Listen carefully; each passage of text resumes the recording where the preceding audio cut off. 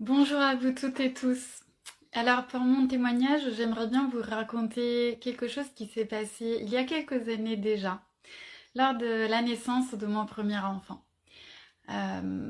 Et comment en effet les mots que j'ai reçus à ce moment-là, tout ce qui s'est passé par la suite et les événements voilà, suivants que je vais vous raconter ont commencé à réveiller en moi une vraie conscience que je n'étais pas dans ma puissance et comment ce chemin m'a amené à y aller.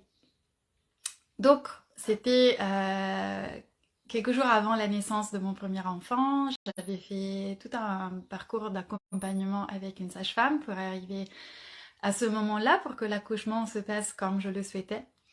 Et puis, en fait, 2 ou 3 jours avant du terme, de la date prévue, je commence à avoir des douleurs. Des douleurs très fortes au niveau du ventre sur le côté droit.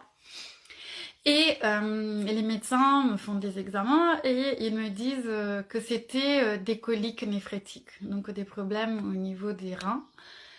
Alors que moi, je leur disais, mais je ne sens pas du tout d'incidence avec voilà, le fait que je boive, que j'aille faire pipi. Alors, je parle de choses assez, assez trash, mais voilà, c'est pour vous mettre dans le contexte. Je sentais que les douleurs étaient liées à complètement autre chose. Et là, en fait, les médecins me disent, mais madame, vous n'êtes pas médecin, c'est nous qui savons.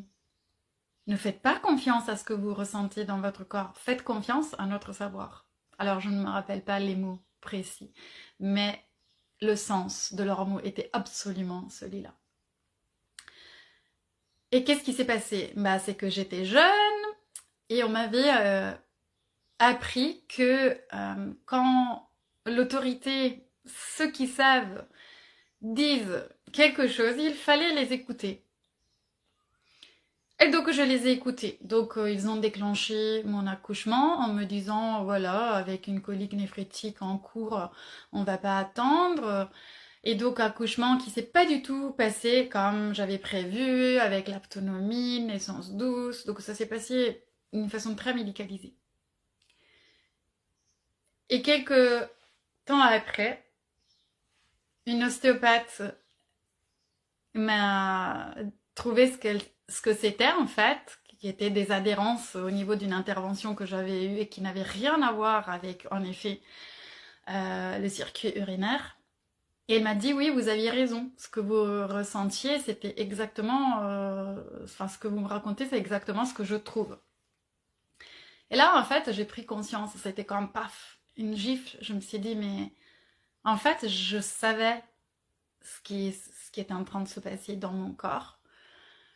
Et on m'a dit de ne pas me faire confiance, de ne pas me croire et de faire confiance plutôt à quelqu'un d'autre, d'avoir confiance dans le savoir, les connaissances de quelqu'un d'autre plutôt que en moi, en mes ressentis, en mon corps.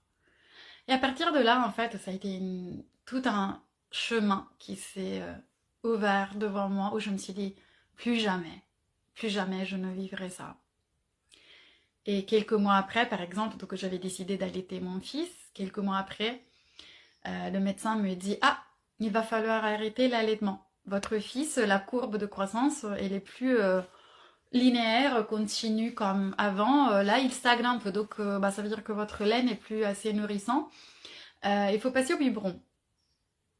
Et là, je me souviens rentrer à la maison et puis dire au père des enfants, écoute, moi j'ai envie de me faire confiance. Je sens que c'est pas ça. Je faisais aussi partie d'une association de soutien à l'allaitement. On m'a expliqué que par moment il peut y avoir des moments de stagnation dans la croissance. Je pense que mon lait, il est fait pour le nourrir sans problème. Il avait que 3 mois.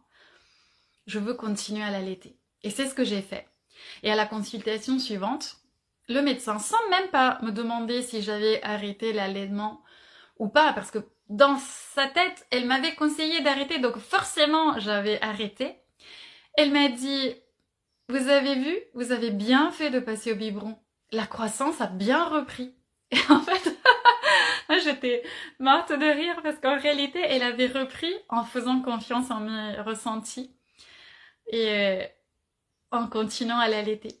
Et ça a été à partir de là tout un chemin pour les accouchements suivants où vraiment ça s'est passé comme je voulais et ces moments de cette jeune mère que j'ai été ont été vraiment des fondations hyper importantes pour la femme que je suis devenue par la suite et qui a commencé à accompagner d'autres femmes au sujet de leur santé naturelle parce que par la suite je suis devenue naturopathe et ensuite j'ai commencé à accompagner les femmes sur le chemin de leur féminin sacré, la reconnexion à leur corps, à leur puissance et puis j'ai commencé à les coacher, à les accompagner aussi pour exprimer leur puissance au niveau de leur activité professionnelle. Donc je suis devenue coach aussi et mentor business et tout le parcours que j'ai fait depuis 16 ans, mon aîné, il va avoir 17 ans dans quelques mois, donc depuis ces 17, 16 ans et demi, on va dire, m'a amené à être qui je suis aujourd'hui et ça a commencé à ces moments-là.